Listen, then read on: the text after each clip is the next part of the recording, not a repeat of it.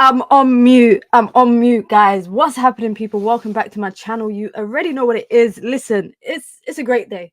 It's a great day to be a Manchester United fan. It's a great weekend to be a Manchester United fan. Even though United lost on penalties, that will not dim all the news that has come out in the last 24 hours or so, especially with the pre-season coming to an end and the Premier League is on our horizons. Less than a week away, Man United start the Premier League campaign, and boy, I am excited. I am so excited. Listen, big up to everybody in the chat. I hope you are all doing well. I hope you enjoyed the game yesterday. We're going to talk a little bit, of course, about the game, but we are going to talk a lot about transfer news. We're going to talk contract renewals. We're going to talk so much stuff today on this wonderful Sunday afternoon. It's sunny, the vibes are nice. I'm in a good mood. I'm sure you guys are in a good mood. Big up to everyone. Listen, be sure to hit the like button, guys. Be sure to subscribe, especially if you are new here. If you want to join the members gang, we call it the Minions gang over here. You can. It's the pinned comment in the chat. You get your badges, you get your emojis, you get your custom member content, and of course you get to support the growth of the channel. If you want to support the channel in other ways, you can by sending in super chats with your comments, with your questions, or just with your thoughts, just to show some appreciation. Or you can do the simple thing and you could just like and you can just subscribe. But guys, let me know how you lot are all doing in the chat. Let me know where you lot are watching from. Where in the world are you lot watching from right now? I'm sorry I didn't do a stream yesterday. I know I said I was going to do one, but I told you lot I went to the game yesterday and then I was late to my friend's wedding reception. And my friend was not very happy. I missed like the first hour and a half of the wedding reception because I decided to go to the game. So I didn't have time to do a stream, but we're here. Daily Dose of Minna, you guys know what it is. As promised, the daily streams, we're here, we're live, we are direct. Like I said, big up to everybody. Listen, we are going to get straight into it. We're going to get straight into it. And we're going to start with yesterday's game. I want to hear you lot's thoughts about yesterday's game because I was at the stadium. I was at the game. Shout out to Adidas for taking me to the game. It was so fun. Had a great experience. But also, I think Manchester United played actually decent. I actually think Man United played pretty decent. I think in the first half, especially in the first part of the first half, it was like growing pains. It took a bit of time for United to get into the game, to kind of get a hold of possession properly, create chances. Now, Man United's biggest problem last season was finishing chances. And if United continue that into this season, I'm going to be pissed off. I will be very upset if United continue it into this season. But yesterday's game, United created chances. Some of them clear-cut chances, 100% should be goals.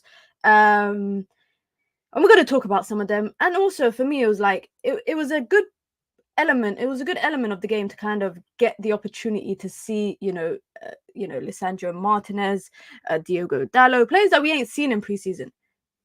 Players that we have not seen in preseason. It was nice to be able to see that. Now, of course, some of them played a full 90, which to me, I'm like, But what other choice does Erik ten Hag have when he had to throw people like Pellistri into a right-back position, which I think he was, I'm not going to lie, as soon as the subs happened, I thought, okay, Pellistri, I thought he was going right wing. And then I saw Dalot switch over to the left. And I'm thinking, so where I was sat was basically where Garnacho, the right-hand side, where Garnacho and them are attacking. So now I see Pellistri at right back. I see Garnacho come on. I'm like, hold on. Is Pellistri going right back?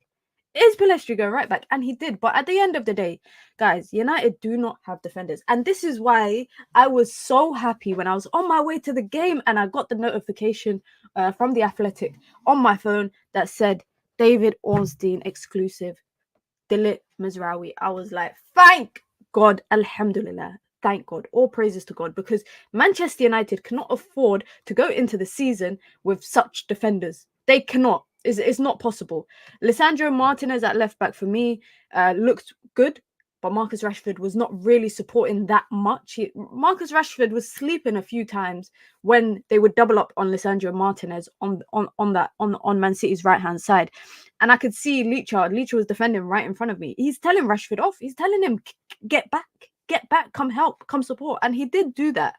And I understand it's the element of it's a preseason game. Well, people are treating it like it is a preseason game. It's a charity match at the end of the day. It's a charity match. It's still a competitive game, but it's also that final opportunity to kind of get into match fitness and match routine before the season starts. Now, obviously, Wan Bissaka was not available to play. Now, I think he wasn't available to play because maybe Man United didn't want to risk any injury, which is why they said he's not available. He's not fit. I just think it's, inevitably they knew he was leaving. They knew he was going to go. They were crossing the T's, dotting the I's, just finalizing final stuff. So they don't want to risk it. Victor Lindelof, I think, might be another player that could be out of the door. And reportedly, Scott McTominay is edging a little bit closer to leaving Manchester United. Big up to Fat Four, says, resting after having a procedure to remove a kidney stone. Good to hear some positive stuff. I hope you get better soon. Rest up. Take it easy. Enjoy watching all the content that is there on the internet. And yeah, I hope you have a speedy recovery, guys. Make sure you lot wish Fat for some well wishes in the chat. But the starting lineup for me is, at the end of the day, listen, you're getting what you're getting. You're getting what you're getting. United, that backline, very scary. That was a very, very scary backline. But for me, what made it more possible to endure the game is the fact that we might not have to see a backline like that anytime soon, with the Ligt and Mazraoui coming in. Let's talk about this guy here. We're going to talk about Ahmad, and we're going to talk about Garnacho. Because yesterday, for me, there's a song line. I can't remember who says it. I think is it Drake or something? And he says, they're acting like two legends can't coexist. I'm not calling Ahmad a legend, and I'm not calling Garnacho a legend either. But essentially what I'm saying is that people are acting like two young talents cannot coexist. I didn't feel any kind of downfall from when Ahmad came off yesterday because Garnacho maintained that level. And that's what we need at Man United. We need, when there's substitutions in the game, we need there to be no drop-off from the previous player. When Ahmad came off, I'm not going to lie, I was like, what the hell? He was cooking. Ahmad Diallo was cooking. He was creating chances. The difficult thing for Ahmad yesterday was there was no target man in the box. So every time he would cut in, he has to kind of go for goal or try and lay it off for someone else because there was no target man. But essentially, Garnacho came on and replicated the same thing. And this is what you need. Where if Erik ten Hag's got a decision to make about playing Ahmad at right wing or playing Garnacho at right wing, for me, it's very evident that either of them that play there, they will have to cook. And when you make your changes and you bring on the other, they have to maintain that level. For me, personally, I think Ahmad is the starter. But I also don't understand why people think that Garnacho can't play right wing. The guy spent near enough to 40 games last season playing right wing. He literally spent near enough to 40 games. Now, one thing I think why Ahmad might start is that in an Erik ten Hag system, or in that system he had in Ajax, it looked like Erik ten Hag did like his right wingers to be left-footed, which is why Erik ten Hag went to buy Anthony. So maybe that could be a suggestion that Ahmad might be the starter there. Maybe it might be that could be a good suggestion and a good inkling that Ahmad might be the starter there, left-footed, but can also play with his right foot. And for me, Garnacho, same thing. Garnacho can play with both of his feet, and they've got high ceilings of talent, both of them. And also, can I just say that I don't even think it's a competition between the two of them because they're really good friends. They are really good friends. So I think, if anything, this will bring out more fire in the both of them to both work together hard enough to just, get to that level. And for me, you never need to have, I don't like the idea of having a drop-off when you take a player off. I don't like that. So seeing that yesterday where Ahmad came off and Garnacho came on and the levels were still maintained, for me, it was wonderful. And also, can I just say, I don't know if you guys saw it, but what Bernardo Silva did to Garnacho was disgusting. It's a flipping charity game, bro. I don't know if you lot saw it, but Garnacho played a pass off and he came in. Bernardo Silva came in with a very late push and he literally bodied Garnacho onto the ground and then tried to stare him out. Bro, you could actually be his dad. You could actually be Garnacho's dad. How are you 30 and you're beefing a teenager? You are beefing a teenager. It makes no sense. At a charity game? Nah. But for me, I liked it. And one thing I will say about Garnacho, I can't wait to see all the goals he scores this season. I'm saying maybe 15 goals? Is it crazy to say 15 goals all competitions for Garnacho? Garnacho should be an impact sub.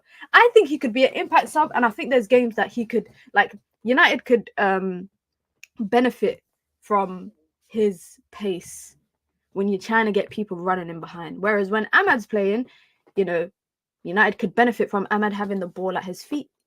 I think it just depends on the opponent and the game plan. That's why I think Garnacho and Ahmad could be interchangeable this season on the right-hand side. Anthony, Jazakallah khair for your service for the last 2 years. You can't be part of that lineup. You cannot be part of one of the right wingers. I refuse for that. I refuse for that. Shane says Ahmad Rashford Garnacho fighting for 2 spots is a good situation. Listen, it's never a bad thing to have multiple talents with high ceilings fighting for a spot, because the competition sometimes is healthy, especially with the team that United are trying to build. The only thing I'll say is about Garnacho is, bro, please make a celebration for yourself. Make a celebration. I'm tired of seeing the same kind of celebration that you're doing when you're scoring goals. Listen, scoring goals at Wembley ain't for everyone. There's certain men that are probably older than Garnacho and they ain't scored at Wembley. So that for me was some of the takeaways. Some of the takeaways for me was that. How are you lot feeling about Erik ten Hag going into the season? Are you lot excited? Are you optimistic? I don't know if you saw Sir Jim Ratcliffe's interview today with the Times, but he basically said Erik ten Hag was doing too much last season. He was trying to coach and he was trying to fix the leaks in the roof. He was trying to do way too much. And it's true, Erik ten Hag was doing a lot. And this year, I feel like his objectives should just be getting United back to where they need to be. Getting United back to where... he came out yesterday, no socks like the FA Cup. I don't know if you lot saw. He was wearing the suit with the no socks. Pep Guardiola just turned up like he was going for a walk. My guy was just wearing a t-shirt and jeans. Anyways, I'm not judging. But Erik ten Hag, for me, he's getting all the chess pieces. He's getting all the chess pieces to finally be able to do checkmate. And he, to me, is like checkmate has to come this season. And when I say what is checkmate, by the way, when I'm saying checkmate, I mean that achievement. It needs to be the Europa League.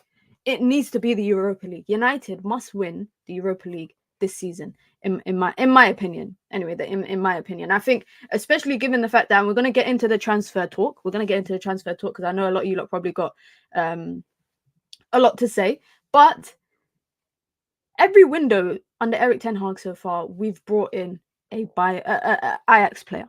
We've brought in an Ajax player. We've now spent near enough, 500 million with Erik ten Hag to bring in defenders, forwards, all of that kind of stuff. For me, that is all the chess pieces. It's been lined up, and now it's go time. It's go time. It's show time. I think a lot of people also are hoping. I think a lot of people want Erik ten Hag to fail. Honestly, I think a lot of people do want Erik ten Hag to fail just so people could be like, I told you so, I told you so, I told you so. I want him to do well, because if he does well, we do well. If he does well, we do well. Just a quick one on this. Just a quick one on this chance here.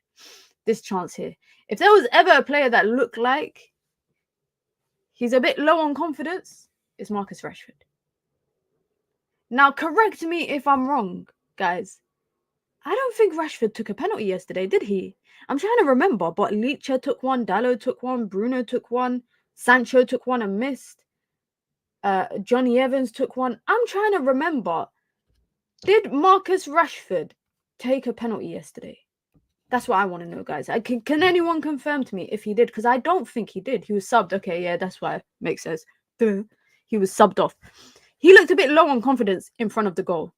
He looked a bit low on confidence in front of the goal. I mean, this chance here in the stadium, guys, we started celebrating. I thought it went in. I jumped out of my seat. I started celebrating. And then I saw the ball go behind the goal and I was like, what? And realized he hit the post. And I don't know if you lot remember before that. Like, let's rewind before that. When he had that chance on the left-hand side, and how many times have we seen Marcus Rashford put away a chance like that? How many times in the last 7 years have we seen Marcus Rashford get the ball when he's on the left-hand side, open up his body, right foot, slot into the bottom corner? I can count how many times.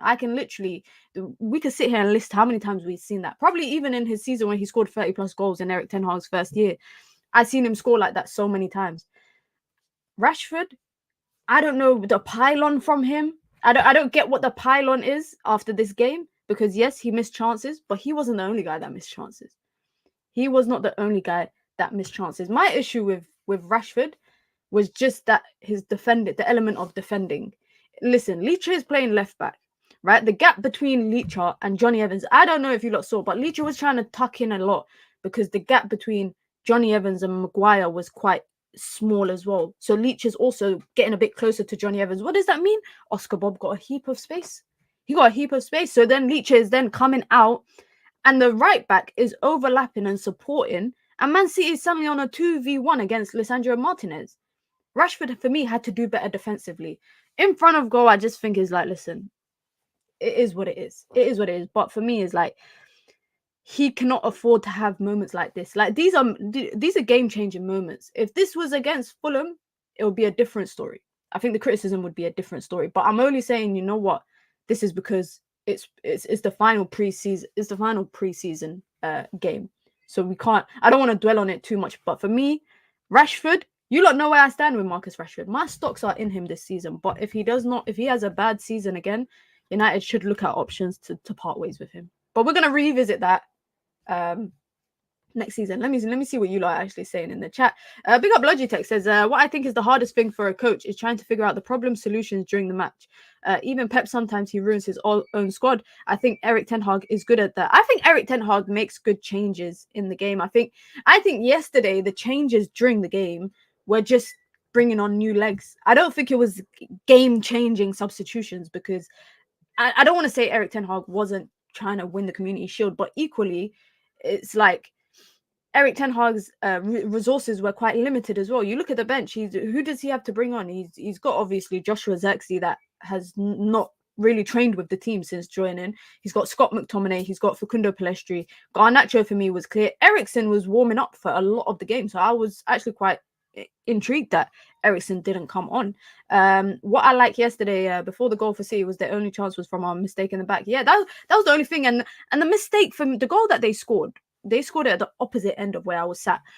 It looked like it was Onana. I was thinking, why is Onana just in no man's land? Why is he in no man's land? But then when I watched it back, I'm like, that's just poor defending. That is literally just bad defending. And Facundo Pellistri playing at right back where he's not a right back. And I can't, again, criticize him. I can't criticize Facundo Pellistri because the guy barely played it. How can you go from barely playing last season, guys, to being subbed on at right back in the Community Shield? And can I just make a point? Erik ten Hag preferred to shift Dalot to left back and bring on Pellistri at right back than to bring on Anthony. Remember how we always talk about Anthony left back? Erik ten Hag could have explored that option yesterday, but opted out of doing that. Despite the fact that Erik ten Hag has done it before, he opted to choose to play Pellistri at right back and shift Dalot during the game, which I think kind of unsettled. I think it unsettled the backline, of course. Essentially, I think it did unsettle the backline. But also, guys, Johnny Evans, like, he's extended. He's been extended for a year, but he shouldn't be playing 90 minutes. And that's why I'm saying the transfers is so important because a player like Johnny Evans should not be playing 90 minutes. He missed his penalty. For me, that was just, I thought the way he scooped the ball, it's like he scooped the ball when he was shooting it. And I was just like, what the hell? There was some people that I was sat with that knew he was going to miss. And they actually turned around and they were like this because they knew when he walked up, they were like, he doesn't look that confident. But guys, listen, 20 minutes we spent talking about the Community Shield. Let's get into the juicy stuff.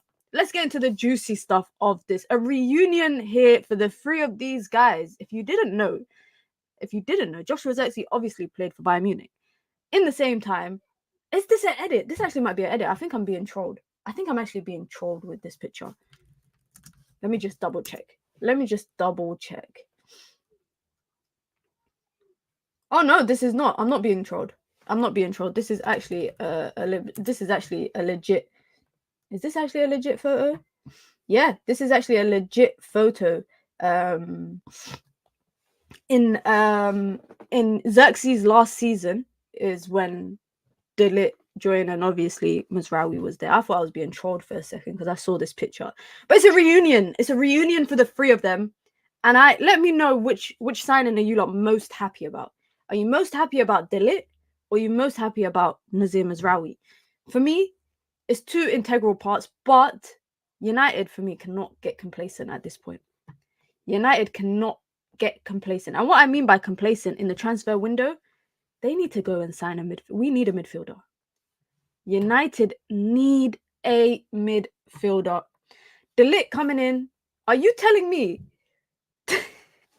Are you telling me that 4 out of the back 5 is going to be Erik ten Hag's Ajax? Nah. It's actually crazy when you think about it like this. That 4 out of the 5 players in the back, the keeper and 3 out of 4 of the defenders, is gonna be. If it was up to Erik ten Hag, he might even bring in Tagliafico and put Mazraoui right back and Tagliafico left back. Like, this is actually funny when you think about it. It's actually quite. You just need Frankie now. Honestly, you just need Frankie. He's like the last part of the Thanos. What's it called? I don't really know much, guys, about like Avengers and that. I did watch it, but I just remember Thanos had these like little stones that he used to collect, Infinity Stones. Frankie de Jong is just the last part. He is literally just the last part of the Infinity Stone for Erik ten Hag to put on his glove and just and take over.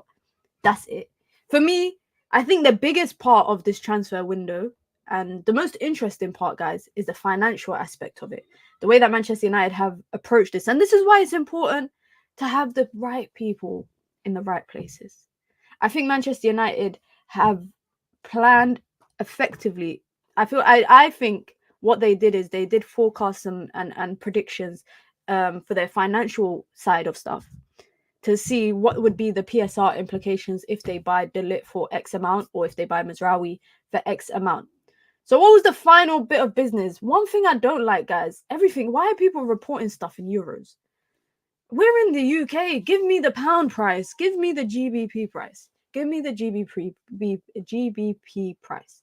But for total transparency, we're going to go De Ligt. We're going to talk about his fee plus add-ons because reportedly it's all achievable add-ons. It's reportedly all achievable add-ons.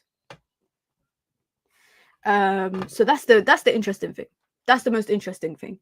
45 million euros plus 5 million add-ons. So basically, they kind of got what they wanted in the end. Bayern Munich got what they wanted 50 million for him, right? They wanted him for 50 million. Bayern Munich, wanted 50 million for him, and they got it. They got the 50 million. Of course, the manner in which they've got it is different because Man United's, I think, biggest question is, it's not about the price of the player. I think it's the breakdown structure of how they pay for the player. So what is happening with De Ligt is spread out across the course of 3 years, which is important. It's important to mention that because it's about, in Manchester United's books, that's about including add-ons. So if the 50 million across 3 years is about 16-ish million, it's about 16 million, give or take. I might actually be wrong. Yeah, no, it's about 17 million. Yeah, it's about 17 million euros, which is in pound. That's about 12 million pounds. That's about 11 million pounds. From a financial and PSR perspective, that really, really works well for Manchester United. Of course, that's the 5 years plus 1 year add-on for him, which again, I think is interesting. Man United are going all out with contracts, guys. I don't know if you realize, United are going all out with contracts. Last year, everyone that joined, it was 5 year plus 1. This year, everyone that's joining, 5 year plus 1. Man United are building a team of contracts that are going up to 2021. 2021? Nah, bro. What the hell? Going up to 2029, up to 2030. How old are some of you guys going to be in 2030? I'm going to be old as shit. Excuse my language, but I'm going to be old. So it's going up to 2029, 2030, which is, again, completely understandable. Completely understandable. I don't blame them for doing that. For me, the biggest part is the Nazir Mazraoui bid. The Nazir Mazraoui bid is 20 million euros total. 15 million plus 5 million, which again, the reason why I'm mentioning the add-ons is because these are all achievable add-ons. Apparently, they are very easily achievable. It's not something outrageous like De Ligt has to win flipping Ballon d'Or or something. It's achievable. I think it'll probably be things like a trophy, maybe like a domestic cup or a European cup, or like after 200 appearances for the club or something like that. You know, it's all achievable add-ons. Man United are getting 20 million for Wan Bissaka. Manchester United are getting 20 million for Wan Bissaka. So they've essentially traded in, and plus some extra money, essentially, they've gotten for Mazraoui. They're buying Mazraoui for about £12 million. They're selling Wan Bissaka for about £16 million plus add-ons. So they're actually saving a little bit. They are actually saving a little bit. Like I said, it's good business. Now, when are they going to do their medicals? I think one thing, when the news came out yesterday, obviously I didn't do a stream yesterday, but when the news came out, I think the biggest question mark at the time was Wan Bissaka. A lot of Mazraoui's movement coming into Carrington was dependent on Wan Bissaka leaving. Wan Bissaka is leaving. He's doing his medical today. He's actually been booked in to do his medical today. So he'll probably be announced as a West Ham player by tomorrow morning. Whereas the Ligt and Mazraoui are booked in to do their medical tomorrow. So they could actually be announced. If they do their medical tomorrow morning and they fly into Manchester today and they do their medical tomorrow morning, they could actually be announced as a United player by Monday afternoon. And for both of them, they must be registered by Thursday with the Premier League, which gives United a lot of time. But also you would want them to train. You want them to take part in training, etc. They need to be registered by Thursday to be available for Friday's game against Fulham. Now, for me, it's very important that both of these two get signed like this. Like I'm saying, immediately. They need to have their medical done immediately, because these are not two positions that United can afford to play around with when it comes to going into the Premier League campaign. This is not a position like right wing, I think, when you can actually kind of get away with playing somebody out of position and playing. If United didn't have a right winger, they could get away with playing Bruno there or Mason Mount there. You could get away with that. But we cannot get away with having Ligt at left back again, which I think he did a good job.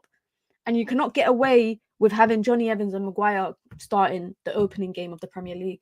You cannot rely on possibly not having any defensive changes on your bench if necessary. You cannot afford that. So if they can get into Carrington, if they can get to Manchester today and be announced as players tomorrow, like off the back, immediately off their medicals, Tuesday, get your ass to training. Tuesday training, Wednesday tactical classes, building up for Friday. Thursday you can train.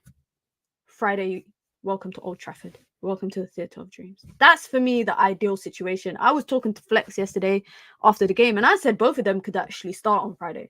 Because United ain't got a left back. United ain't really got a centre back. United could go in playing at Fulham with Mazraoui at left back and Ligt and Diogo Dalot, which for me is good. That's a good backline. Now, the only thing for me is, coming into a new team, not getting the opportunity for a pre-season. So it will be a bit unsettling for both of them. It will definitely be a bit unsettling, I think, that first game. But for all the talk I hear about Ligt, his mentality and all of this kind of stuff, the pressure won't bother him. I'm sure the pressure will not bother him at all. Just quickly on Ligt, by the way. Matthijs de Ligt has missed. Let me bring him up on here. Matthijs de Ligt has missed 27 matches through injury over the last 3 seasons for both club and country. You see this discourse about players being injury prone. This is the reality of it. He's missed 27 matches through injury for both club and country over 3 seasons. In that same course, Harry Maguire and Victor Lindelof missed 31 each, and Ligt missed 67. Now, of course, Ligt had a horrible injury crisis last season. He really struggled with, not just injuries, but it's like the longevity of the injuries. He had like 3 months out. He ended Erik ten Hag's first season out for a couple of months as well. So I get that he missed a lot of games. But let's get rid of this discourse that Matthijs de Ligt he's a flop. He's a flop at Bayern Munich. I don't think he was a flop at Bayern Munich. I don't think he was a flop at Juve. I think he went to Juve in a team that had a solid backline. This discourse as well that suggests that he was run out by Eric Dyer at Bayern Munich. No, anything that Thomas Tuchel does, I look at it sideways. I don't think it necessarily means that he was not good. I've seen him playing multiple times across the Champions League for Bayern Munich, and he was solid. He was an absolutely solid player. And I'm just hoping Let me ask you a question. Let me ask you guys a question. Let me bring this back up. Out of these two, who do you think is going to be the most important player for Man United this season? Who do you think? Given the fact that Lenny Yoro is going to be out for 3 months, and I anticipate with Lenny Yoro, I think what's going to happen is that he's going to come back, and I think United are going to ease him back into the team. I don't think they're going to dash him straight back in. I don't think they're going to dash him straight back into the team. I think they're going to ease him back into the team. I think De Ligt is going to probably have a big role for Man United. I think he will have a big role for Manchester United. That's hard, Minna. I'd say both. Waiting for United to win a Prem says De Ligt. De Ligt, in my opinion, the fans too. That can be it. Mazraoui sure won't play more than 5 to 10 games due to injury. 5 to 10 games is that's a hot take. You're saying in a season where United could possibly play like 60 something games. You know, given the fact that there's more games now in Europa League, right? FA Cup, Carabao Cup, and Premier League, 38 games. United can play near enough to like 60-something games. You're telling me Luke Shaw's going to play 5 to 10? How bad is Luke Shaw's injury crisis? How bad is Luke Shaw's injury crisis if he's only going to play 5 to 10 games? Honestly, for me, like at the end of the day, like both of these guys, I'm excited to see them. I mean, I'm very excited to see them in United shirts. Now, I know for a fact, guys, can I just say, if things go downhill this season, everyone's just going to be like, it's the Ajax model that Erik ten Hag is trying to replicate. Look, he had to go buy all his former players, blah, blah, blah, blah, blah. That's good. But if the season goes good, no one's going to even be like, oh, you know what? Fair play to the players that Erik ten Hag brought in or Man United brought in. I think I'm really excited for the season to start now. I'm not going to lie. These two signings had made me a bit more excited. I don't know if you lot remember Friday. I was dreading the season to start because of the team that United had. But now I'm feeling a bit more comfortable and maybe a bit more optimistic. I still think United need to bring in a game-changing midfielder. Or two. I actually think United should bring in 2 midfielders. But we're going to get to that. We're going to get to that quickly. Before we get to that, we're going to speak about this guy here. We're going to speak about this guy here because I want to know how you lot feel. I want to know how you guys feel. Bruno Fernandes has reached an agreement with Manchester United for a contract extension. A new deal valid until 2027, plus a 1-year option that will take him to 2028, with a salary increase that will take him to being one of the higher earners for Manchester United. It's going to be signed, everything, all of that stuff. Now, let's talk about the timeline as to how Man United got to giving him a contract extension. Because remember, guys, a couple months ago, it was reported that his agent was looking at options for him in Europe. And what did we all say? We said that this is because he wants a new contract for Bruno. Bruno Fernandes has arguably, I would say, been Man United's best player for near enough the last couple seasons. Now, I'm only questioning the timing of the contract, i.e. it's taking you to 2028. It will be difficult to move him on. It will be very, very difficult to move him on. It will be so, if United get to a point in 2027 or 2026 where they want to move him on. You see what City right now, what they have with Kevin De Bruyne. The only team that can afford to come and buy him will be Saudi, right? Because of the salary that he's on. Now, if we're talking about salaries, Bruno was the 5th highest earner at Manchester United. He is the 5th highest earner. So if this is going to take him to the same level as the higher earners in the team, just for some context, guys, Bruno's on 240 a week. Mason Mount's on 250. Sancho's on 250. A lot of the time when we talk about Sancho, people say 350 because of bonuses, but his base salary is 250. Rashford's on 300 and Casemiro's on 350. How much do you guys think is this increase for Bruno? I just want to know. I think it's going to take him to like 310 maybe. I think this will take him to like 310. He might be like the 2nd highest earner at Manchester United after Casemiro. At the end of the day, United are probably looking at it and thinking, you know what? This guy's been at United for the peak of his career. He's been here for the peak. He ain't won a Prem yet. He only won his first trophy for United, Carabao Cup. I think was his first trophy for United that he won. He has been a serious contributor to the team, guys. 79 goals and 66 assists in 233 appearances for Manchester United. That's a goal contribution every other game. That's a goal contribution every other game. He's the captain. And essentially, I think this shows that Ineos think he's the guy to be the creator for Manchester United. Now, it's interesting because, you know, when people like Musiala is going to be on the market next summer, if he doesn't come to an agreement with Bayern Munich, I thought Manchester United maybe would kind of hold out. I thought maybe they would wait it out and see what the market's saying next season. His contract was to 2026, just for some context, guys. His contract was for 2026, and they've just given him a 1-year bumper, plus a pay increase, plus an additional option on top of that. Question: who tells the public about player salaries? As far as I know, clubs don't disclose individual player salaries in their yearly accounting statements. No, they don't. But I anticipate, you know, on these websites, they're able to. I don't know. That's a good question. You know, maybe I wouldn't say the agents. I think they don't disclose it in their club. They don't disclose it in the club accounting records because it will just say wages and salaries, and it will say X amount. But I anticipate that they disclose it for other purposes, for sure. I don't know if football would ever introduce. Do you guys think football would ever introduce something like a salary cap like they have in basketball? I always wonder if football would ever actually create something like that, where there's a salary cap where clubs have to be within a certain salary cost every year, and essentially when you're giving out salaries, you got to think it through. Some people earn a lot, some people weren't really earn much. Big up Saeed in the chat says people didn't like my Bruno tweet. What was your Bruno tweet?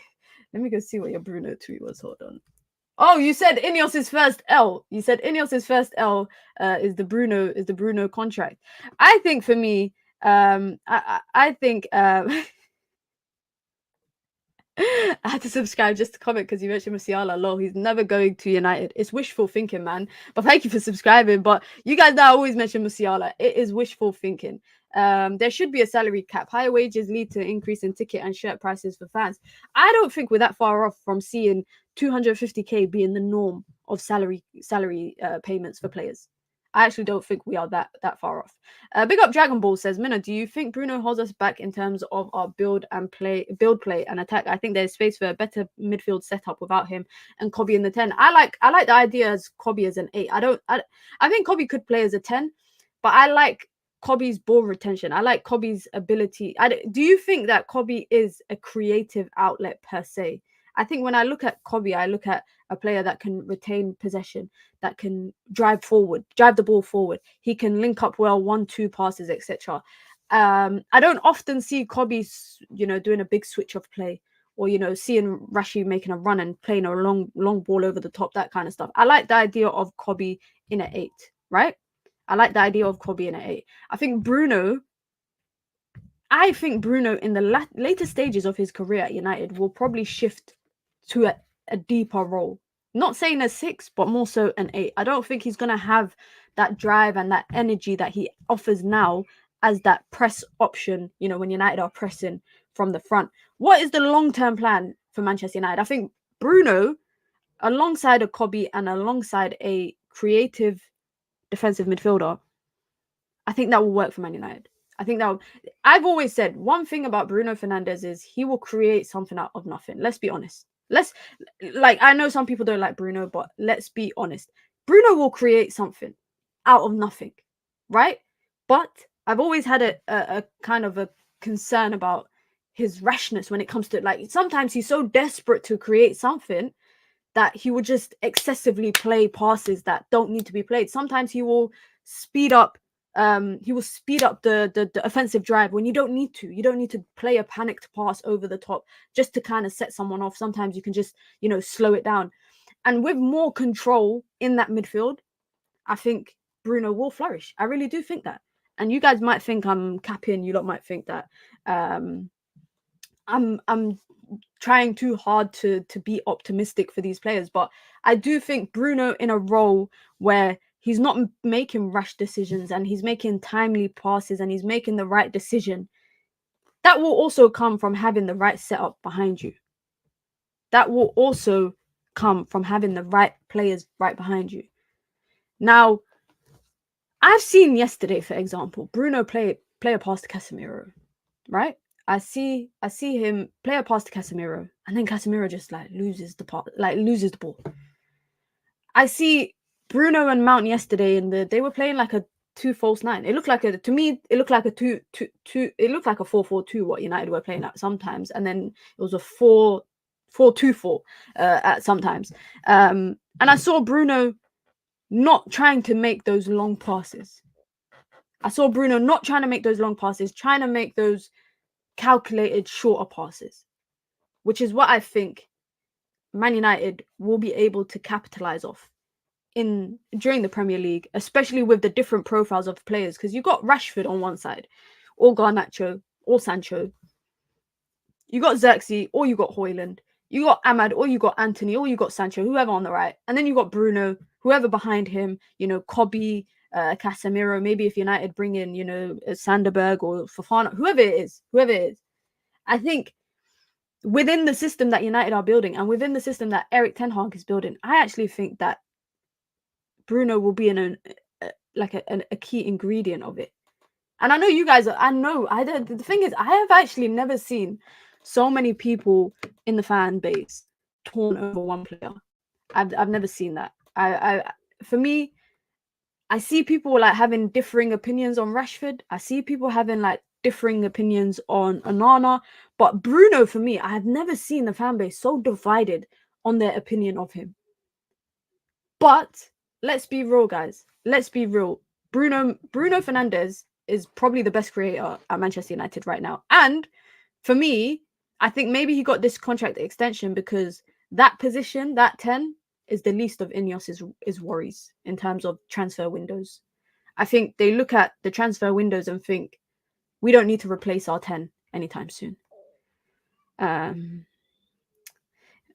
Up Imran says, Bruno is good when we play on the counter. He can find a killer pass. Exactly. And I think that's what United are. Erik ten Hag wants to play this exciting counter, free-flowing football. That's what he wants to build. Big Up Dragon Ball says, hopefully our system is not built around Bruno, thus taking away from the best qualities of our other players. For me, the way that I see it is, I don't think a system should ever be built around one player. Because that player can have a bad game, and are you telling me if that player has a bad game, your entire system collapses?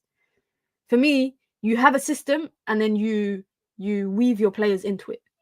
You weave your players into the system. You create your system, and then you put your players in. For me, you don't put your player in and then build the system. That should never be how it works. I remember when Mason Mount was signed, they said he was like Bruno. They're not. Mount doesn't create chances, score goals. He just runs around. Yesterday, I was watching Mason Mount, and I was just like, I was like, I forgot at one point he was playing. And then I think he got fouled and he went down, and I thought, oh, who's that injured? And then I realized it was Mount, and I was like, bro, I didn't even realize he was playing. But as I watched on throughout the game, I'm sorry, but what is the difference, guys? Honest question. What is the difference between what Fred did at United and what Mount does right now? What is the difference? Mason Mount, of course, on a technical level, he's better than Fred. And of course, Mason Mount, his Premier League experience, coming through Cobham into that Chelsea team, winning Champions League. For Chelsea, there was a time where he was an integral player for them and probably one of their best players in the team. But at Man United right now, where does Mason Mount fit for Manchester United? And that's what is my biggest question over everything. Because if you've now given Bruno a new contract, you're not a new contract, but you've topped up Bruno's contract, right? And Mason Mount was meant to be this long-term plan. What does it mean? Where does Mason Mount fit in our team? Where does Mason Mount fit into Manchester United? And honestly, that's the biggest question mark I have. I think United might move him on in the next year because they might realize, you know what? Yes, he's a good player, but we have nowhere for him. And that's what happens, I think, when you buy a player that link to Mount, by the way, guys, came out of nowhere. If you don't remember last summer, that Mount link, he was linked to Liverpool and suddenly, bam, United hijack. United want him. Mount is a non-factor on our team. Useless signing. Yeah, it's just, for me, it's, again, it just shows you the failures of the previous regimes at Manchester United and just how poor they were in developing a team, creating a team that makes sense and buying players that make sense. I thought Mount would have replaced Bruno. Mount is not a Bruno level kind of player. And that's not me saying Bruno's 10 times better than him, but I'm saying in terms of what Bruno offers as a creative player in the 10, as a leader, you're not getting that in Mason Mount. You are not gonna get that from Mason Mount. I don't believe our system will be built around any one player. Ineos stresses a specific style of play. PS, negative remarks Bruno gets from this fan base when he's carried us is baffling. I get that too. I'm not gonna lie. With Bruno Fernandes, I've always kind of been. I was questionable about Bruno in Eric Ten Hag's first season, and I don't know if you lot remember, but there was a video one time on UV on United View. We were talking about Bruno, and I said if Bruno doesn't fix up and stop being making rash passes, like Ineos might kind of try and move him on if they come in. And I remember KG ripped me that day. Well, like KG got onto me. And then a couple of weeks later, KG said to me, Mina, you're right. Bruno needs to stop doing, these rash passes and this hectic kind of chaotic ball and just slow the game down when it needs to be slowed down and speed it up when it needs to be sped up. For me, Bruno has been one of United's most important players over the last couple of years. And I don't think anyone can deny that, given the fact that since he joined, he's been consistently putting double-digit goals and assists. I don't care if he takes penalties. It's not easy to step up and take a flipping penalty and score it consistently. So this notion of Bruno's useless and he's a hindrance to the team, you and I both, we know that's not true, guys. You might have concerns about what he might do in a game. Sometimes you don't know what Bruno you're going to get in a game. You don't know. In a low block team, in a counter-attacking team, Bruno flourishes. And I know that you lot agree with that. Big up to Ridwan says he doesn't do enough as a 10 mount, doesn't get on the ball, doesn't create chances, doesn't score, just runs, doesn't do enough as an 8. He's not good enough to dictate games, not a good tackler too. From what I'm gathering is like no one knows where Mason Mount fits for Manchester United. No one really knows. And in a season or in a transfer window where United are trying to find a midfielder, this is not a good look, guys. This is not a good look. I'm not saying that Mount is a 6. But it's not a good look that United spent 60 million on a midfielder last season and you still don't know what he's good at and you don't know where he fits and you don't know what to do with him. And on top of that, why are these kids still? I swear, I don't know what it is, guys. You lot know I'm always complaining about these kids in my ends, yeah, but it's 4 o'clock in the afternoon. Why are you screaming the ends down? Why are you just screaming like that? Imagine I came off a night shift. I would be so upset just to hear just. I might actually say to their parents one day, like, you lot need please have a word with your kids that are just screaming the area down non-stop. It's crazy that everyone wanted to get rid of Fred, but his qualities are what the team is lacking now. I mean, you lot know I never wanted to get rid of Fred. When Fred left, guys, I was mourning for 40 days and 40 nights. I was so upset when Fred left, and people were telling me to get a grip. But I'm glad that people are realizing that sometimes in a team, right? I think you don't have to be that player that keeps the ball ticking. Or you don't have to be that you don't have to be that kid, I'm reading the chat. Guys, don't get onto the kids. Don't get onto the kids. They do this all the time. I don't complain. I complain on stream. I actually don't complain in person. Because I too was once a kid that used to do this stuff. We used to do stuff even worse. We used to do like knockdown ginger. If you don't know what knockdown ginger is, we used to do stuff like that. So at least they ain't doing knockdown ginger on my door and they're just screaming. But yeah, like a player like Fred for me is like, you don't have to keep the ball ticking. You don't need to be a creative player. You don't need to be a defensive monster. But you need runners in your team, guys. You need runners in your squad. And for me, getting rid of Fred, well, the price tag that we brought him for was always a questionable price tag, innit? But anything under the Glazers and Ed Woodward and them guys, it was always kind of questionable. Fred, for me, when he was, I don't know if you lot were, I don't know if you lot remember, when he was at Shakhtar Donetsk, he was a very creative player for them. Took set pieces. He came to United and they turned him into an engine in the midfield. Someone that just runs. He wasn't the player that you would gets to progress the ball forward. But he's the guy that you stick him on a player and you say, stick to this guy like glue. Like Sean Paul said, like glue. Stick to this guy like glue. He'll do it. He'll run around and disrupt that player all 90 minutes. And one of his most memorable performances, those two performances, one against Tottenham in Erik ten Hag's first season, and the one against City at Old Trafford in Erik ten Hag's first season, where Fred walked away with man of the match for both them games. Why? Because he was told to stick on one player and just hunt them down. Just hunt them down. And sometimes you need players like that. That's what Ander Herrera was good for as well, guys. I don't know if you remember, but Ander Herrera, do you remember when he was following Hazard? Hazard couldn't get rid of him like a bad smell. Hazard could not get rid of him. Sometimes you need players like that in order to shut a player out of the game. And United don't have runners in midfield. And especially, I always say this, in a midfield with Erik ten Hag, what he's trying to build, where there's a lot of space in United's midfield, you need a runner. You need someone that's going to run.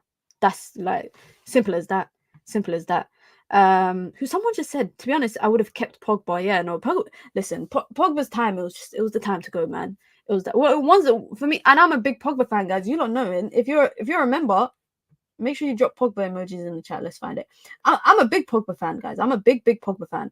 But for me, Pogba leaving, it was just the right time to leave. It was when it gets toxic between the fans and the player, it's just the best time to leave. It's just the best time to leave. And for me, I think I would have loved Pogba to. I think he succeeded at United. He won trophies. He didn't win the Prem, he didn't win the Champs, but he won Europa League, he won FA Cup. No, he didn't win FA Cup, he won Carabao Cup, and obviously Europa League. It was just the right time for him to go. Football has, I think, moved on from Paul Pogba in the terms of like everything that's happening with him now.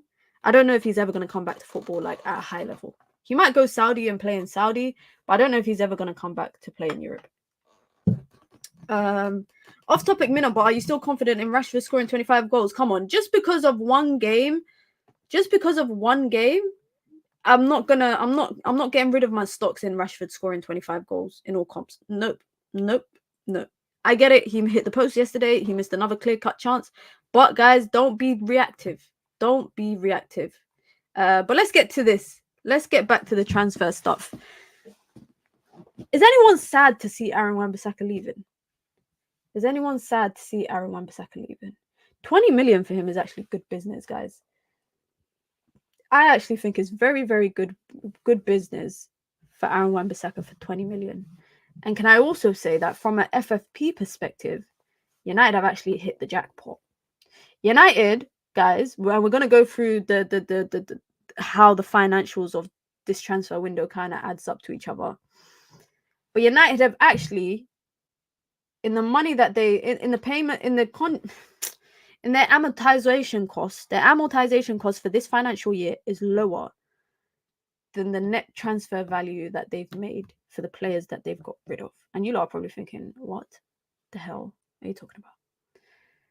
Now let's get into it. Let's quickly go through it. Shout out to probably one of the best accounts on Twitter. If you lot don't follow, SwedishRumble is the best account on Twitter if you lot ever want to understand the financial side of football. I understand the financial side of football anyways, but I like to see these kind of stuff. And I got this table from there. So at the top, we got the player sales. We have player sales at the top. And at the bottom, we got the players that have come in or are coming in to Manchester United. All of it is in GBP value. You see here, transfer fee, 22 million for Greenwood, 8.6 for Willy Camboala, less than $500,000 for Donny van der Beek, 15 million for Aaron Wan Bissaka, and then Varane and obviously Martial have left. Now, if we go here to net transfer is basically the difference between what United have sold them for and what United would have bought them for and their annual amortization, i.e. what United would have booked into their accounts for their annual amortization. How is Aaron Wan Bissaka how's Aaron Wan Bissaka book value 0? Aaron Wan Bissaka's book value is 0 because he had a 1-year extension, his 1-year option, triggered. So when he's had his 1-year option triggered, Man United bought him for 50 mil over a 4-year contract or a 5-year contract? I can't remember. So that 50 million was spread over the normal contract years. When you get a 1 year option added, your amortization is now 0 because United have accounted for all of his transfer cost already across his standard contractual period, which was 5 years plus 1 or 4 years. He joined in 2019, so that would have been 5 years plus 1. So that is why Wan Bissaka's net book value is 0, because unlike Donny van der Beek here, if you look and see Donny van der Beek over here, Donny van der Beek had his annual amortization still booked in because he hadn't finished his contract period with Manchester United. So that is why Wan Bissaka has a 15 million book value, the net transfer, and Donny van der Beek has a negative. So when United are selling players, this is how they look at it, guys. This is how they look at it. They look at the annual amortization that they would have paid for each player, and then they look at how much has already been booked, i.e. And that's why I always say when United are selling a player, they're not looking at, say, selling Wan Bissaka and saying, okay, we bought him for 50 million. We need to sell him for 60 to make a profit. That's not how it works. From an FFP perspective, that is not how it works. How it works is they brought him for 50 million. They spreaded that cost of 50 million across a period of 5 years of his contract. So that's 10 million a year in their accounting records for a player like Wan Bissaka. So they need to sell him for more than 10 million to book a profit. But in this instance, because all of his book value was already spread across his 5-year period and he had a 1-year option extended, his net transfer is 100% profit to Manchester United, which is good. Why is that good? Because Man United net transfer this year has been nearly 40 million. Now, of course, it helps that Manchester United sold quite a few academy players. I mean, they've booked in nearly 30 million of that from academy players, which is a good thing. And then you look at the transfer side, the players coming in, and that is the important part. That is the important part because Man United have spent 129 million pounds so far. That is the overall transfer cost of their summer. But that 129 million, and by the way, this is including the Ligt and Mazraoui with the kind of estimation that they're going to join. That 129 million here that's reported will not go into Man United's accounting books for the year. Why? Because, like I said, when they buy a player, they spread it across the period of their contract, which is why United buying these players and giving them 5-year contracts makes sense. I don't know if you lot remember, Chelsea were doing a madness 2 seasons ago, giving people 7-8-year contracts because they found a loophole.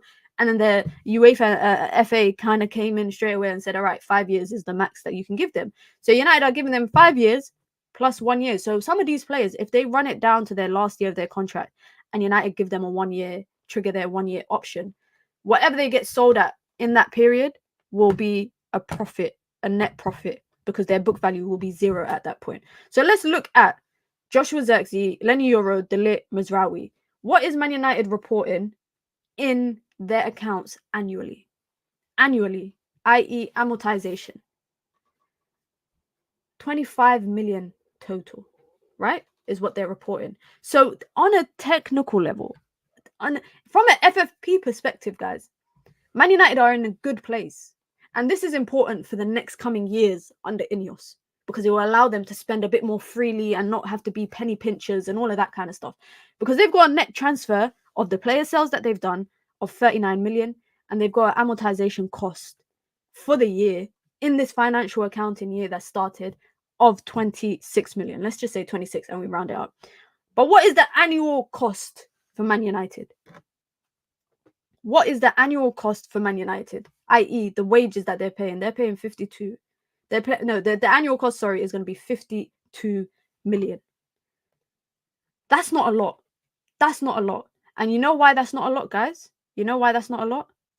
Because Man United are able to negotiate stuff to allow them to pay in installments. And people are always saying, people are making it out like United paying in installments is because they're dumb and they can't afford it. No, they're being smart financially. Because if Man United are smart in this window from an FFP perspective, 2 years from now, maybe United could afford to buy a player for 80 million.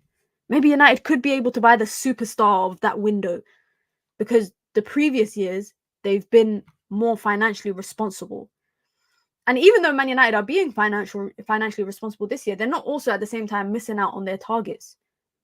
They're not missing out on their targets because they are negotiating situations that can allow them to still get that player. They wanted the Ligt for 42 million pounds. Bayern Munich were never going to sell for anything less than that. So they said to Bayern Munich, you know what? We'll buy him for a total of 30-something million plus add-ons, but we'll pay across 3 years. Okay, cool. That helps Man United. That helps Bayern Munich. They get the lit off their books. And Man United get the player that they want, and they can pay in 3 years on installments, and then they can put in that annual transfer fee over that period. That is literally just the accounting side of that. And why am I mentioning that? Because Wan Bissaka, that's how we ended up talking about that. I hope you lot enjoyed that little accounting class. I hope you lot enjoyed that. Wan Bissaka is expected to join West Ham for up to £20 million. Thank you for your service, Wan Bissaka. I saw this, guys, and I actually couldn't believe it. 190 appearances for Wan Bissaka. 2 goals. 190 appearances for Wan Bissaka. 2 goals and 13 assists. Wan Bissaka and Bruno came in around the same period, so they've only really won the same number of silverware. They've both won the Carabao Cup and the FA Cup. And he's also getting the 5 million payout that he's been wanting from Manchester United, i.e. his bonus for staying for an extra year. Are you guys happy with this? Are you guys happy? Because I've seen people upset about United replacing. That's not funny. It's kind of funny, but when I saw it, I said 2 goals. Are you taking the piss? Even I've scored 2 goals at Old Trafford. Nah, I haven't. But no, honestly, I couldn't stop laughing. I saw this and said, yeah, this is why they're selling him. This is why they're selling him. Mazraoui is an upgrade on Wan Bissaka. I can definitely say that Mazraoui is an upgrade on Wan Bissaka. Defensively, we will see. We will definitely see what he offers defensively in comparison to Wan Bissaka. But for me, I'm happy for him to go. Honestly, I'm happy for him to go. He's actually having his medical right now. Apparently, his medical is booked for 4 o'clock today.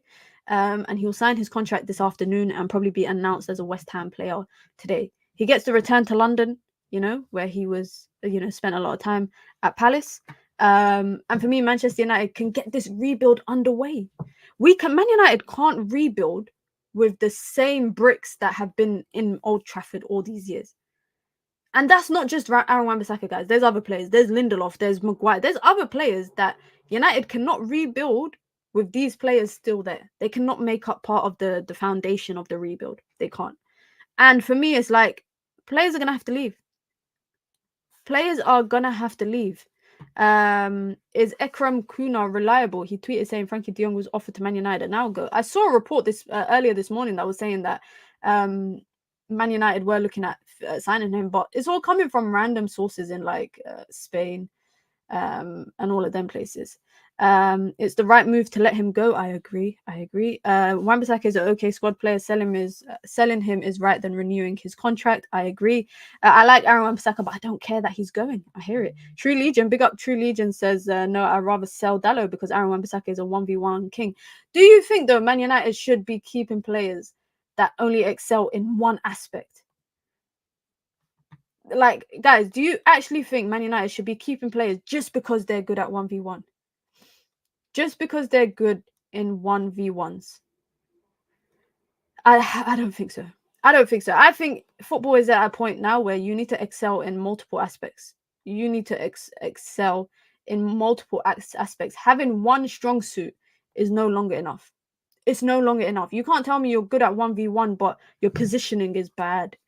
Or your awareness is bad. As a defender, your awareness can't be bad. You need to have eyes at the back of your head in case someone's making in a run behind. You cannot. And this is also like, as a striker, you know what, guys? I'll give you a good example. Haaland. Erling Haaland in front of goal is a great striker, right? He'll more times, like I'd say 7 or 8 times out of 10, if Erling Haaland is in front of goal, he will score, right? But outside of that, what does he do? What does he do outside of that? And that's why I can't say he's a complete... Haaland is not a complete striker. He's a great finisher. But he's not a complete striker. Yesterday's game,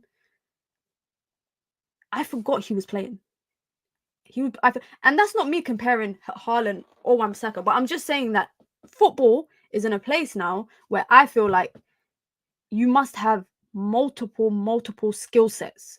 Having one skill set is good, but when you ain't providing with that one skill set, you become a hindrance on your team. And there's so many players I could probably mention that's like that.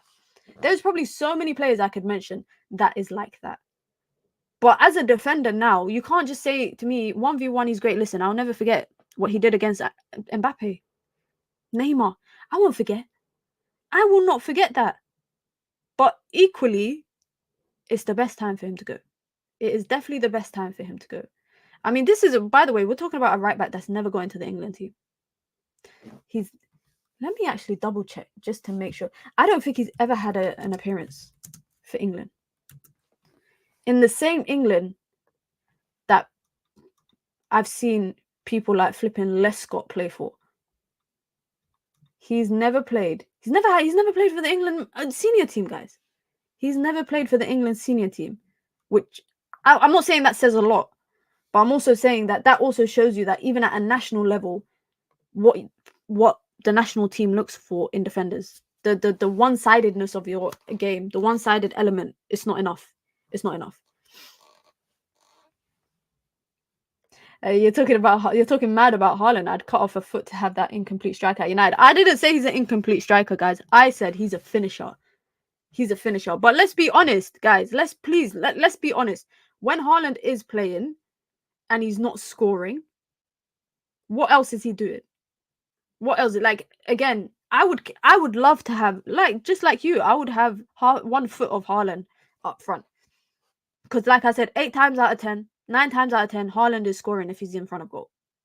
Because he's great. He's an amazing finisher. He's an amazing finisher. You can't apply that scenario. That David De Gea wasn't picked for several years for saying, but people hail him so high. No, I think people I feel like with David De Gea, people spoke about how the fact that he got dropped from his national team at the age of 26, 20, like, I think it was 26 when he got dropped from his national team. People spoke about that. People were saying, look, even Spain have moved past the necessity for David De Gea. Why is United still holding on to him? I think when people, by the way, have an attachment to a player, they will always try and find, guys, as a recovering member of the Paul Pogba hive, I too was guilty of doing that once upon a time. When you have an attachment to a player, you will see through everything they do wrong and find an excuse for it and still laud that player up to be such an amazing player. As a recovering football stan, as a recovering fan. In Wan Bissaka's case, yes, because Dalot is neither good in defensive nor offensive. So do you think Man United should have sold Dalot? Is that what you're trying to say? United should have sold Dalot. Lindelof should look for a club as well. We can get 5 to 10 million on him. Just some news I'll give you some news on Lindelof. Some news on Victor Lindelof. Reportedly, he's got a lot of options outside of England. He's got options in Turkey and options in Italy as well. Some other players that could leave is Facundo Pellistri could leave, Hannibal Mejbri could leave, and also, like I said, Victor Lindelof. Yeah, from Sam C. Sam C is reporting it. So that's the 3 players. I think inevitably that is kind of the players that I'll say that's the players that I kind of expected to leave. I honestly think that. I think those are the players that we expected to leave. I wouldn't say that they are integral parts for United. I wouldn't say that they are integral parts for United, but I also think that it's time to move them on. How much we getting for all 3? I say we get about 7 million for Hannibal. I say we get about 7 million. I say we get about 7 million for each of them. I think we get about 21 million for all of them combined. I don't know if you lot think I'm wrong. Let me know if you lot think I'm wrong. But I think we get about 7 for each. I think actually 7 is a bit reasonable.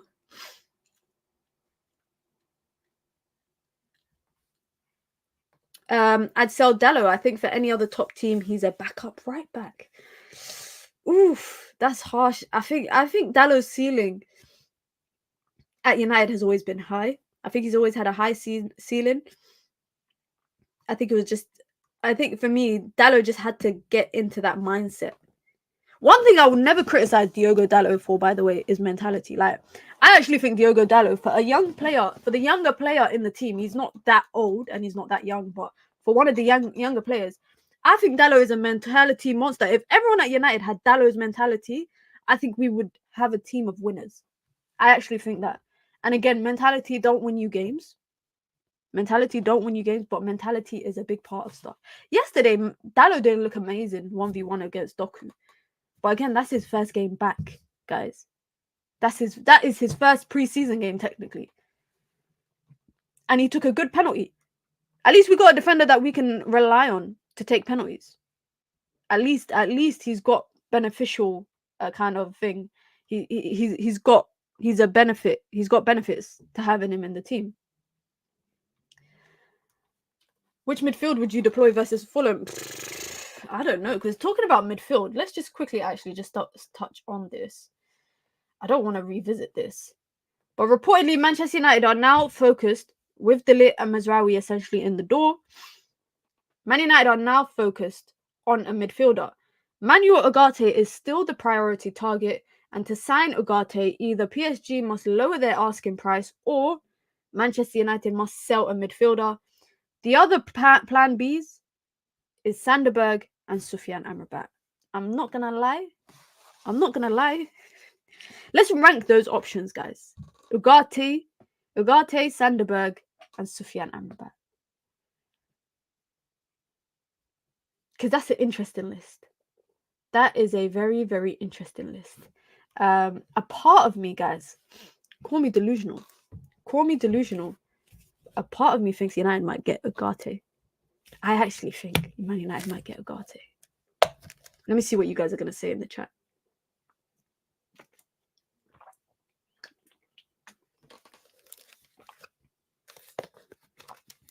Amrabat Ugarte Berg, he's so shameless. Lil Yo-Yo is so shameless.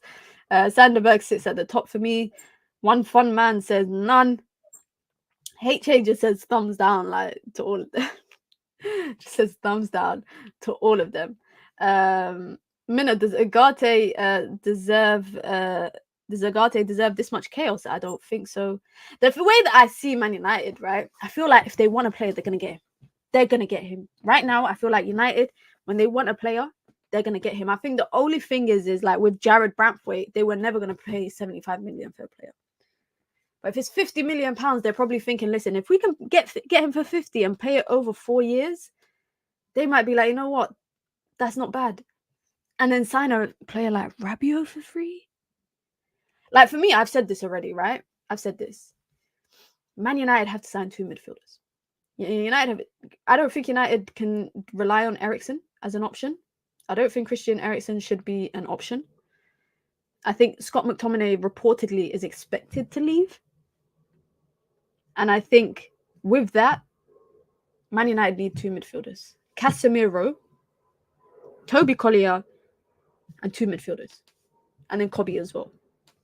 Eriksen, of course, is as well there, but I don't see Eriksen playing much this season. If United can get 2 midfielders, I don't see Eriksen playing that much. I would like, for me, it would be Fofana and Sanderberg. Fofana and Sanderberg for the same price as Ugarte, that's good business. That is actually good business. What is up with the links to Ferguson? Yeah, I saw that this morning or earlier this morning. I was like, where are these links coming from? Brighton are signing, by the way. Brighton are trying to sign Kadioglu. So maybe they need to sell players. I don't know if you lot remember 2 seasons ago when Evan Ferguson, the CEO of Brighton, came on Sky and said after Caicedo, Ferguson is going to be their next highest player that they sell. Like, i.e. the player that they get for a big price. My guy was talking about 150 million. Then obviously Ferguson had injury problems last season, I think. And now reportedly Man United are preparing a bid for Evan Ferguson. Now you guys can shoot me if you want. You lot can shoot me if you want. For 50 million, I'm taking Ivan Toney. I am taking Ivan Toney, who's probably going to go for about 50 million, and Saudi are now in the running for him. But of course, also, I look at it like this. This new Manchester United structure are looking at players of a certain age. They're giving people 5-year contracts, 6-year contracts. They're looking at young players that could go on to be great. I think Evan Ferguson is a good talent. I think he's very talented and could be a great striker. But if Manchester United are looking for a now striker, it should be someone like Ivan Toney. I don't see, by the way, Man United buying a new striker. I don't see Man United buying a new striker. Personally, I think once United get that midfielder, they might get a player on a free, maybe a defender on a free or a midfielder on a free, but I think that's business done when they sign a new midfielder.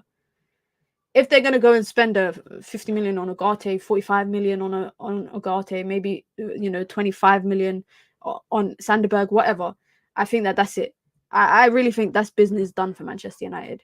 Man United reportedly were meant to bring in 3 more players before the end of the window.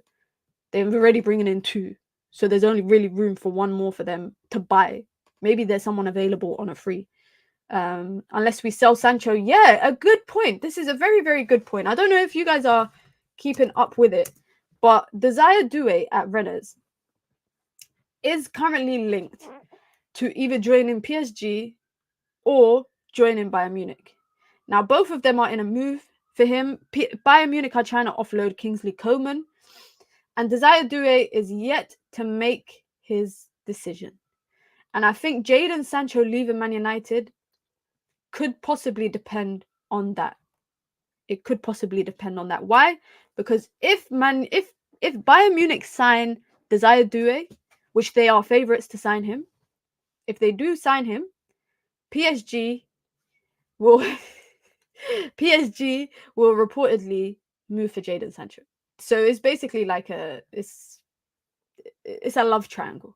It's a love triangle. Right now, I don't think Desire Doué has made his decision as far as I remember. He hasn't made his decision yet, but Bayern Munich are the favourites to sign him.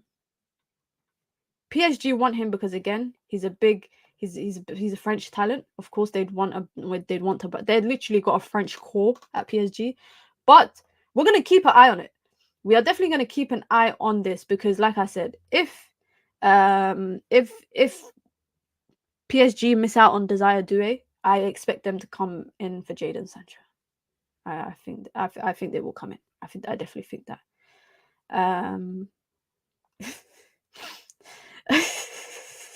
This is blasphemous. I swear to God. That comment is wild. Big up Stretford Gamer says, I agree with Minna. Ivan Toney, what the F are we going in for Ferguson for? It's mad.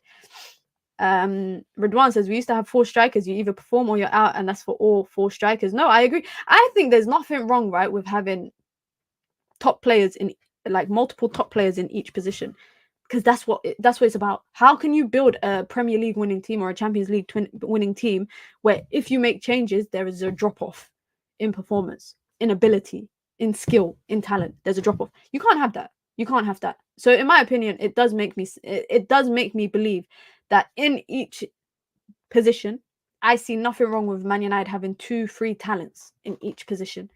Because like I said, similar with Amada and Garnacho, if there's a swap during the game and one comes on, there's no drop-off. There'll be no drop-off, hopefully, because they are both of a certain ceiling and have, they're of a certain level, which for me is always a positive. United used to have talents in all positions.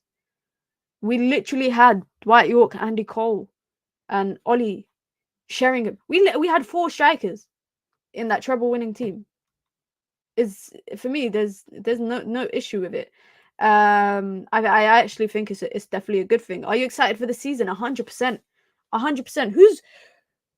Should we do predictions now? I'm gonna do a stream in the week before the season kicks off. I'm gonna do a stream for predictions, expectations, all of that kind of stuff. But let me know what you guys think the season is gonna be.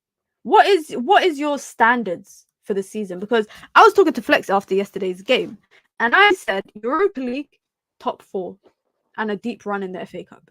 For me, I said I don't want to hear anyone talking about top 6, top 7, top 8.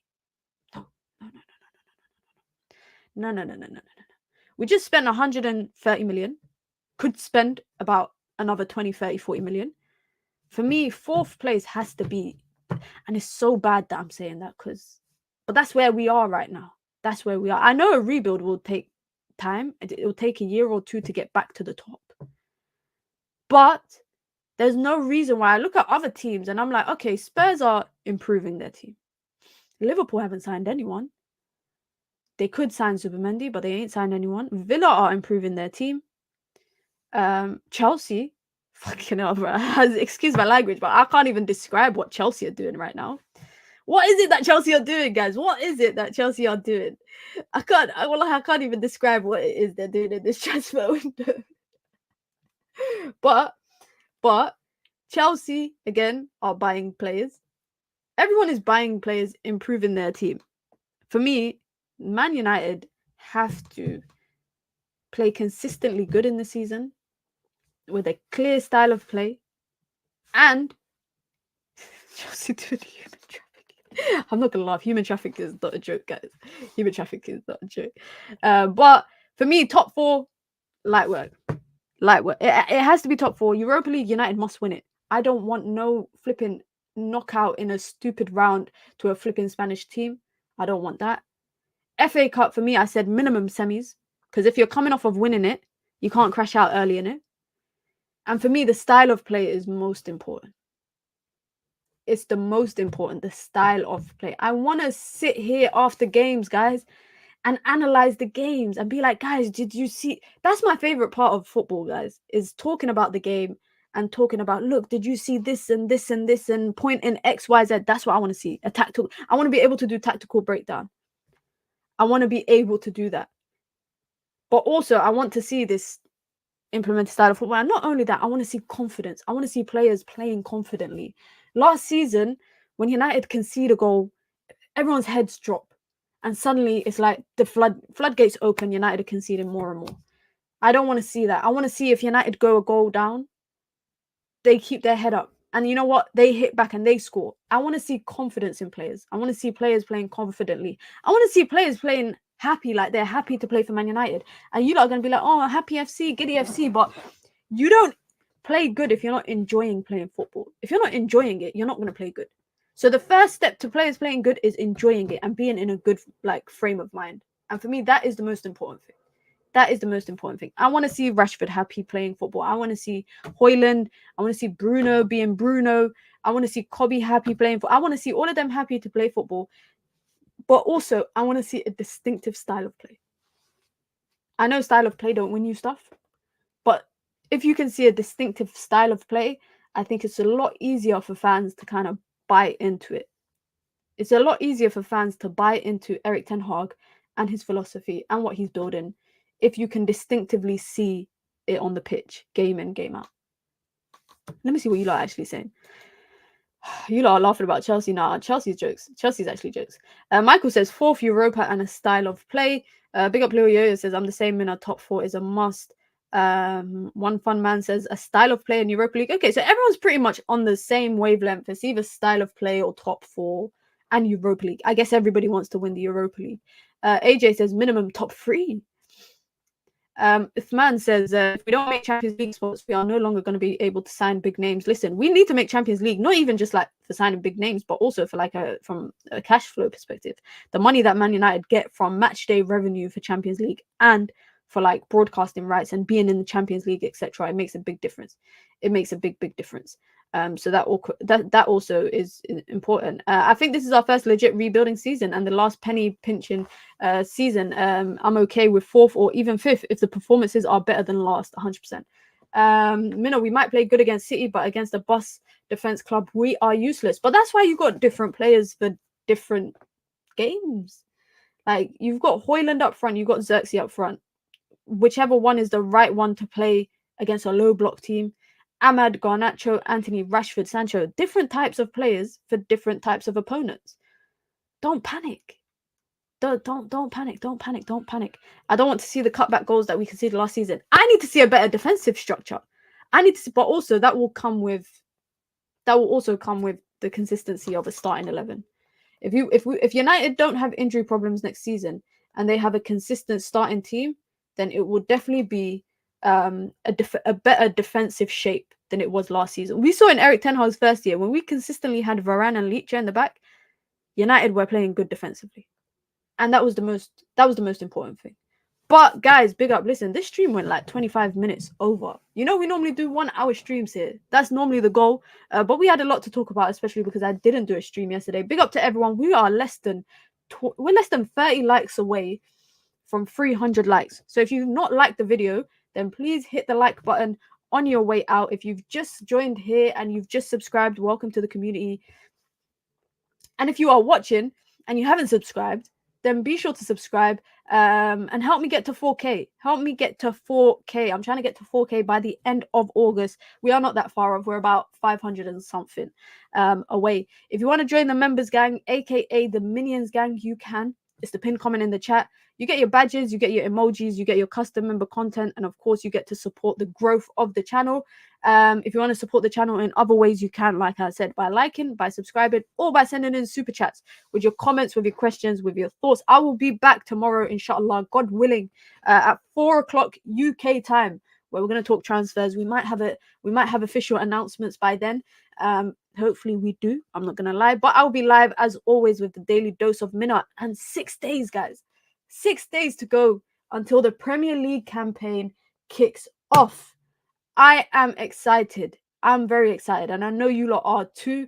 I hope you have a wonderful Sunday. The sun is shining. I'm in a good mood. I hope you lot are all in a good mood. Enjoy your day, whatever you lot get up to, and I'll catch you all tomorrow, inshallah, God willing. I'm out, guys. Stay safe, stay blessed. Peace.